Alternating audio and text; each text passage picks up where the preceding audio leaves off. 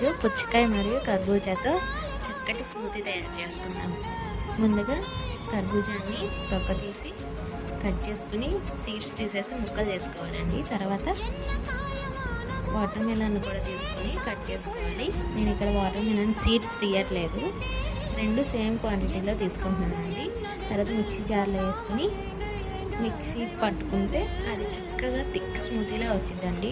నేను ఇక్కడ స్వీట్నెస్ కోసం ఏమీ వేయట్లేదండి, ఓన్లీ వాటర్ మిలన్ స్వీట్నెస్ సరిపోయింది.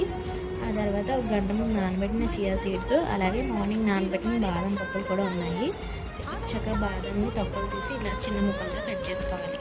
ఆ తర్వాత గ్లాసులు తీసుకుని జ్యూస్, ఒక స్పూను చియా సీడ్స్, అలానే ఒక స్పూను బాదం పప్పులు, అలానే కొన్ని సన్ఫ్లవర్ సీడ్స్, కొన్ని పంకిన్ సీడ్స్ కూడా యాడ్ చేసుకున్నానండి.